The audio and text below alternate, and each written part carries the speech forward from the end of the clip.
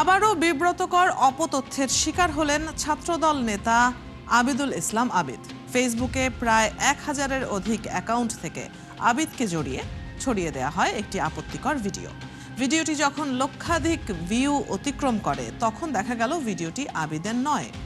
ওদিকে বিএনপিতে যোগ দিলেন হাসনাত আব্দুল্লাহ এমন একটি দাবিকে ঘিরেও তৈরি হয় ব্যাপক বিভ্রান্তি। কমেন্ট সেকশনে দেখা যায় নানা ধরনের প্রতিক্রিয়া, কিন্তু এই দাবিটিও সম্পূর্ণ ভুয়া ও বানোয়াট। শুধু তাই না, প্রধানমন্ত্রী ও তার পরিবারকে টার্গেট করেও ছড়ানো হচ্ছে নানা গুজব। চলুন দর্শক কয়েকটি ফ্যাক্ট চেক দেখে নিই। জামায়াতপন্থী কয়েকটি ফেসবুক অ্যাকাউন্টে ছাত্রদল নেতা আবিদুল ইসলাম আবিদকে টার্গেট করে বেশ আপত্তিকর মন্তব্য যুক্ত করে একটি ভিডিও ছড়িয়ে দেওয়া হয়। ভিডিওগুলো মুহূর্তে লক্ষাধিক ভিউ অতিক্রম করে, প্রতিক্রিয়াও জানায় হাজার হাজার মানুষ। কিন্তু যাচাই করে দেখা যায় ভিডিওর ভিকটিম তিনি নন, বরং অন্য এক ব্যক্তিকে মারধরের ঘটনা। একাধিক অনলাইন সংবাদ মাধ্যম ও স্পষ্ট ফুটেজ বিশ্লেষণে আবিদের চেহারার মিল না থাকায় দাবিটি মিথ্যা প্রমাণিত হয়। ওদিকে বিএনপিতে যোগ দিলেন হাসনাত আব্দুল্লাহ শিরোনামে যমুনা টিভির ডিজাইন ব্যবহার করে একটি ফটোকার্ড ফেসবুক ও ইনস্টাগ্রামে প্রচারিত হলেও দাবিটি সম্পূর্ণ মিথ্যা ও বানোয়াট। রিউমার স্ক্যানার টিমের অনুসন্ধানে দেখা যায় যমুনা টিভি এমন কোনো ফটোকার্ড বা সংবাদ প্রকাশ করেনি। দাবিটির পক্ষে কোনো নির্ভরযোগ্য প্রমাণ মেলেনি। আবার প্রায় সবকটা সামাজিক মাধ্যমে পহেলা বৈশাখে প্রধানমন্ত্রী তারেক রহমান পরিবারের সাথে পান্তা ইলিশ খাচ্ছেন এমন দাবিতে একটি ছবি ছড়িয়ে পড়ে। মুহূর্তেই ছবিটি হাজার হাজার সোশ্যাল অ্যাকাউন্ট থেকে শেয়ারও করা হয়, কিন্তু ফ্যাক্ট চেক করে দেখা যায় ছবিটি আসল নয়, বরং কৃত্রিম বুদ্ধিমত্তা দিয়ে তৈরি। কৃত্রিম বুদ্ধিমত্তা শনাক্তকারী টুল বিশ্লেষণে ছবিটি প্রায় শতভাগ কৃত্রিমভাবে সম্পাদিত বলে নিশ্চিত হওয়া গেছে। এখানেই শেষ নয়। মার্কিন প্রেসিডেন্ট ডোনাল্ড ট্রাম্প সাম্প্রতিক সময়ে গ্রেফতার দাবিতে একটি ভিডিও টিকটকে ভাইরাল হয়। ভিডিওটি প্রায় 5,60,000 ভিউ অতিক্রম করে, প্রতিক্রিয়াও আসে 22,000-এর বেশি। তবে এটি সাম্প্রতিক কোনো ঘটনা নয়। 2023 সালের এপ্রিলের একটি পুরনো সংবাদ ভিডিও, যা নতুন দাবিতে ছড়ানো হয়েছে। বর্তমান সময়ে ট্রাম্পের গ্রেফতারের কোনো প্রমাণ পাওয়া যায়নি। দর্শক, আজকের অপতথ্যগুলো যাচাই করতে গিয়ে দেখা গেল সামাজিক যোগাযোগ মাধ্যমে জাতীয় ও আন্তর্জাতিক বিভিন্ন ইস্যুকে কেন্দ্র করে ধারাবাহিকভাবে ছড়ানো হচ্ছে নানা গুজব ছড়াতে ব্যবহার করা হচ্ছে নানা অভিনব কৌশল। এসব গুজবের ফাঁদে না পড়তে সচেতনতার পাশাপাশি সতর্ক থাকার পরামর্শ বিশ্লেষকদের। শায়ক দাস, 71। দর্শক, আমরা প্রতিবেদনটি দেখছিলাম এবং নানা ধরনের গুজব আমরা ছড়াতে দেখছি, যেগুলো ভাইরালও হচ্ছে, মানুষের মধ্যে চাঞ্চল্য সৃষ্টিও করছে। আমরা এসব নিয়ে আলাপে যাব। ইতিমধ্যেই জানিয়েছি আজ আমাদের সাথে যুক্ত আছেন প্রযুক্তি খাত বিশ্লেষক মোবারক হোসেন। চলুন চলে যাই তার কাছেই। স্বাগত জানাচ্ছি আপনাকে 71-এ। আপনিও নিশ্চয়ই দেখছিলেন প্রতিবেদনটি, এবং সেখানে রাজনৈতিক গুজবের পাশাপাশি রাজনৈতিক নেতাদের ব্যক্তিগত জীবন নিয়ে আমরা দেখতে পাচ্ছিলাম প্রধানমন্ত্রীর ব্যক্তিগত ছবি এআই দিয়ে তৈরি করে গুজব ছড়ানো হচ্ছে। পাশাপাশি অন্যান্য ইস্যুর গুজব তো রয়েছেই। আপনার কাছে কি মনে হয় যে রাজনৈতিক গুজবের পাশাপাশি রাজনৈতিক নেতাদের ব্যক্তিগত জীবন ঘিরেও নানা ধরনের আমরা দেখি যে আপত্তিকর কিছু ছবি, ভিডিও এসব তৈরি করার একটা প্রবণতা রয়েছে? এর পেছনে কি কারণ আছে বলে আপনি মনে করেন? ভিউ বাণিজ্যই কি প্রধান কারণ হতে পারে? এটা বলছিলেন, আমি জাস্ট কিছু তথ্য দেই যে মানে ফেক নিউজের যে মাত্রাটা কি পরিমাণ বাড়ছে। আমরা যদি গত 3 মাসের ফেক নিউজের স্ট্যাটিস্টিক্সটা অ্যানালাইসিস করি, আমরা দেখি গত 3 মাসে অর্থাৎ জানুয়ারি থেকে মার্চের মধ্যে 1974টি ভুল অপতথ্য ছড়ানো হয়েছে, যেটা কিনা গত বছরের এই 3 মাসের তুলনায় 136% বেশি। অর্থাৎ ডাবলের চাইতেও বেশি কিন্তু এই অপতথ্য ছড়ানোর মাত্রাটা অনেক বেড়ে গেছে। এবং আপনি যেটা বলছেন, একক ব্যক্তি হিসাবে আমাদের প্রধানমন্ত্রী তারেক রহমানকে নিয়ে সবচেয়ে বেশি অপতথ্য ছড়ানো হচ্ছে, ঠিক আছে? আর আপনি যদি প্ল্যাটফর্মের কথা বলেন, ফেসবুকে প্রতিদিন গড়ে 19টা ভুল তথ্য ছড়ানো হচ্ছে, এবং দেখা যাচ্ছে যে টিকটকে হচ্ছে 368টি, ইউটিউব এবং ইনস্টাগ্রামেও 264টি ছড়ানো হচ্ছে। অর্থাৎ এই জায়গার মধ্যে আমরা যেটা দেখতে পাচ্ছি যে এই প্ল্যাটফর্মগুলি, আপনি যে কথাটা বলছিলেন, এই প্ল্যাটফর্মগুলি আসলে অপতথ্য ছড়ানোর জন্য, এটাই বলতে পারেন যে অপতথ্য ছড়ানোর মাধ্যমে দুই দিকেই উপকার হচ্ছে। এক হচ্ছে তার নিজের প্রমোশনটা হয়ে যাচ্ছে অপতথ্যের মাধ্যমে, এবং পাশাপাশি আমাদের তো যা ক্ষতি হওয়ার হচ্ছে। বাট এখানে আপনাদের সাথে একটা তথ্য শেয়ার করি যে বিবিসির একটা নিউজ আছে 27শে মার্চ, ঠিক আছে, মার্চে লস অ্যাঞ্জেলসের কেলি নামক একজন 20 বছরের তরুণী, উনি কিন্তু ফেসবুক এবং ইউটিউবের বিরুদ্ধে মামলা করেছেন। এর কারণটা ছিল যে তার মেন্টাল, এই ফেসবুক এবং ইউটিউব ব্যবহার করার কারণে তার মেন্টালি হেলথ, সে অসুস্থ হয়ে গেছে, ঠিক আছে। এবং এই মামলা করার কারণটা ছিল যে এই যে ফেসবুকের যে প্ল্যাটফর্ম অথবা মেটার যে প্ল্যাটফর্মগুলি আছে, এই প্ল্যাটফর্মগুলির মধ্যে ইনটেনশনালি অ্যাডিকটিভ ম্যাটেরিয়াল ঢোকানো হয়েছে, এবং এটা ব্যবহার করার কারণে সে মানসিকভাবে ক্ষতিগ্রস্ত হয়েছে, বিকারগ্রস্ত হয়েছে। এবং এখানে লস অ্যাঞ্জেলসের জুরি বোর্ড তাকে কিন্তু $6 মিলিয়ন জরিমানা দিতে বাধ্য হয়েছে এই প্ল্যাটফর্মগুলি। তো এরকম কিন্তু আসলে আমরা অনেক ধরনের অনেকভাবে ক্ষতিগ্রস্ত হচ্ছি। এর মূল কারণটা হচ্ছে যে আমরা যখন বাংলাদেশ থেকে আমরা বাইরের পণ্যগুলি ব্যবহার করব, যেমন ইউরোপ বলেন, ইউরোপেও কিন্তু দেখা যাচ্ছে যে প্রত্যেকটা দেশেরই নিজস্ব কিছু প্ল্যাটফর্ম কিন্তু আছে। সোশ্যাল মিডিয়া জার্মানির জন্য আছে, ফ্রান্সের জন্য আছে। এবং আপনি যখন নিজের দেশীয় প্ল্যাটফর্মগুলি আপনি ব্যবহার করবেন, তখন আপনি 3টা জিনিস পাবেন। একটা জিনিস হচ্ছে যে আমাদের প্রত্যেকটা দেশের সামাজিক ব্যবস্থা আলাদা, অর্থাৎ আপনি ইথিক্যাল যেই ম্যাটারগুলি আছে এই ম্যাটারগুলি কিন্তু আপনি পাচ্ছেন। এবং আরেকটা জিনিস পাবেন, দেশীয় প্রোডাক্ট হলে ট্রান্সপারেন্সিটা পাবেন, আসলে আপনার কতটুকু তথ্য নিয়ে যাচ্ছে এই জিনিসটা আপনি করতে পারবেন। এবং পাশাপাশি হচ্ছে ল অ্যান্ড এনফোর্সমেন্ট, যদি আপনার কোনো আইনগত ব্যাপার থাকে এগুলো করতে পারছেন। আসলে আমাদের এই বিদেশি মিডিয়াগুলো, তাদের প্রচারণার উৎস কি, এটা কি আমরা কখনো চিন্তা করেছি? তাদের প্রচারণার উৎস কিন্তু হচ্ছে এই ধরনের অপতথ্য বলেন অথবা মানুষের এই জিনিসগুলোর মধ্যে তারা তাদের প্রচারণা চালাচ্ছে, আর আমরা হচ্ছে তাদের ভিকটিম। এবং এখন কিন্তু পুরো ওয়ার্ল্ড সভরেনিটির দিকে আগাচ্ছে। এবং রিসেন্টলি ফ্রান্স গভর্নমেন্ট তাদের 2.5 মিলিয়ন ওয়ার্ক স্টেশন তারা কিন্তু উইন্ডোজ থেকে ওপেন সোর্সে চলে যাচ্ছে। এর কারণটা কি? এবং 2026 সাল নাগাদ তার যতগুলি প্রতিষ্ঠান আছে গভর্নমেন্ট নির্দেশনা দিয়েছেন এই মাইগ্রেশন প্ল্যানটা করার জন্য। এর কারণ কি হচ্ছে, আপনি যখন বিদেশি পণ্য ব্যবহার করবেন, আপনি কখনোই এটার কন্ট্রোলটা আপনি নিজের নিয়ন্ত্রণে রাখতে পারবেন না। যখন ইউরোপিয়ান ইউনিয়ন এবং এই উন্নত বিশ্ব দেখছে যে এটাকে এইভাবে নিয়ন্ত্রণ করা সম্ভব না, তখন কিন্তু তারা শুধুমাত্র দেশীয় পণ্যটার ব্যবহারের প্রতি জোর দিচ্ছে।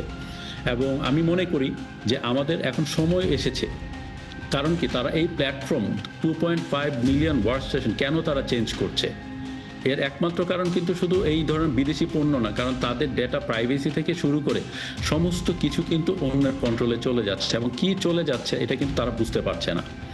তো এই জায়গাগুলিতে এসে আমি মনে করি যে আমাদের এখন সময় এসেছে এই সভরেনিটির ব্যাপারে, এবং আমরা যারা ব্যবহার করছি তাদেরও উচিত হচ্ছে যে এই ডিজিটাল সার্বভৌমত্ব যদি আমরা ডিজিটালি সংরক্ষণ করতে না পারি, আমরা বর্ডার, ল্যান্ড, মাইন এগুলোকে আমরা কভার করতে পারছি, কিন্তু আমাদের যে নিয়ন্ত্রণ, আমাদের জনগণের নিয়ন্ত্রণটা কিন্তু বিদেশি কোম্পানিগুলি তারা নিয়ন্ত্রণ করছে। এই যে আমাদের প্রধানমন্ত্রীর বিরুদ্ধে এরকম নিউজগুলি ছড়াচ্ছে, এখন এখানে সরকারিভাবে আমরা কি করতে পারছি। বাট পাশাপাশি আরও ইন্টারেস্টিং বিষয় হচ্ছে এখন কিন্তু বেশ কিছু টেকনোলজি চলে আসতেছে, এবং এই টেকনোলজির মাধ্যমে একটা এক্সাম্পল যে আপনি যদি এই টেকনোলজিটা ব্যবহার করেন আপনার ব্রাউজারের সাথে, আপনার কম্পিউটারের সাথে, তখন কিন্তু এই আনএক্সপেক্টেড যে কন্টেন্টগুলি আছে এই কন্টেন্টগুলি কিন্তু ব্লার অবস্থায় আসে, অথবা কিছু কন্টেন্ট আপনার কাছে আসতেই দিবে না। তো আমরা আস্তে আস্তে এই ধরনের যেই কন্টেন্টগুলি অথবা যেই টেকনোলজিগুলি আছে এগুলি মনে হয় সরকার অথবা আমরা সাধারণ মানুষ যারা আছি, আমাদের বাসায় যারা বাচ্চারা আছে, তারা কিন্তু গেম খেলতে খেলতে এমন সব বিজ্ঞাপনের মাধ্যমে এমন সব জায়গায় চলে যাচ্ছে যেটা আসলে তাদের জন্য যাওয়া উচিত নয়। তো এই জায়গাতে আমরা যারা ব্যবহারকারী আছি তারাও সচেতন হওয়া উচিত, এবং এই ধরনের যে টেকনোলজিগুলি আছে এগুলো মনে হয় আমরা ব্যবহার করা উচিত এবং এগুলো প্রচারণা করা উচিত। এবং এছাড়া আসলে আমাদের এই ফেক নিউজটা কন্ট্রোল করাটা, যেটা বলছিলাম যে কোম্পানিটা আছে তার মানে বিজ্ঞাপনের মাত্রাটাই হচ্ছে এই ধরনের নিউজগুলি। জি, এবং আরো একটা আপনি বলছিলেন এগুলো প্রতিরোধ করার উপায়গুলো নিশ্চয়ই আলোচনা আমরা করতে চাই আপনার সাথে। একটা বিরতির সময় হচ্ছে, বিরতিটা নিয়ে আবার আপনার কাছে ফিরি, আপনাকে অনুরোধ করব সাথে থাকবার জন্য।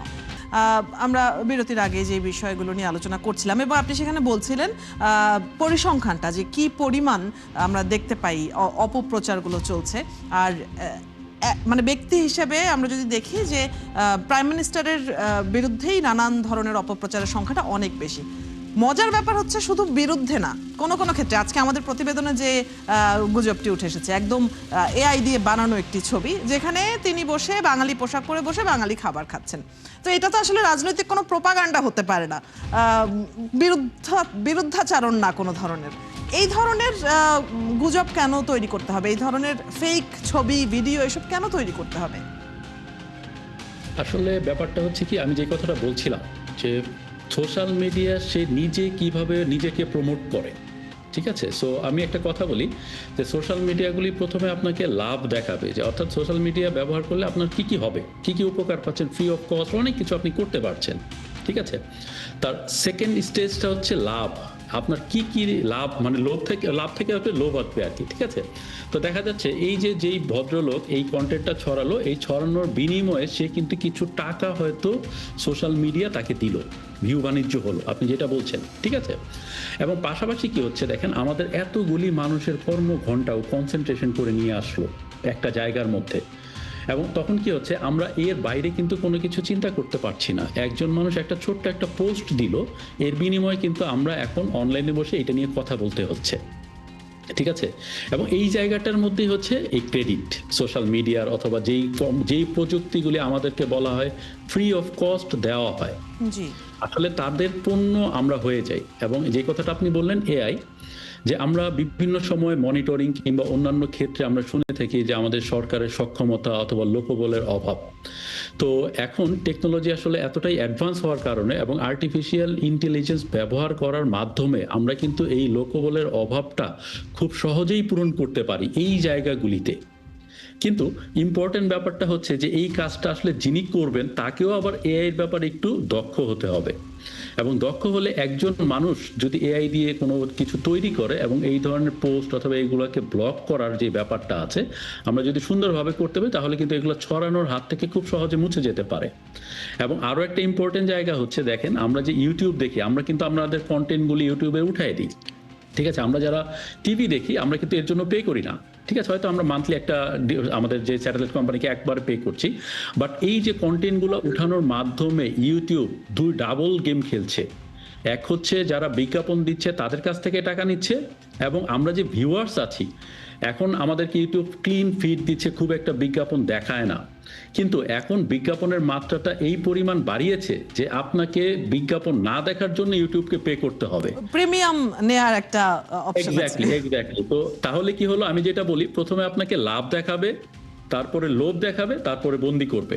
আমরা কিন্তু এখন বন্দিত্বর স্টেজের খুব কাছাকাছি আছি, ঠিক আছে? যখন আমাকে বাধ্য হয়ে 30 টাকা দিলে আমি একটা প্রিমিয়াম পাবো, যার বিনিময়ে আমি বিজ্ঞাপন দেখতে পারবো না, মানে বিজ্ঞাপন আমার কাছে আসবে না, বিজ্ঞাপনগুলো আমাকে বিরক্ত করবে না, ঠিক আছে? এবং পাশাপাশি কি হচ্ছে দেখেন, একটা সময় আছে যে আপনারা কিন্তু কন্টেন্টগুলো দিয়ে দিয়ে ইউটিউবকে রিচ করে ফেলছেন, ঠিক আছে?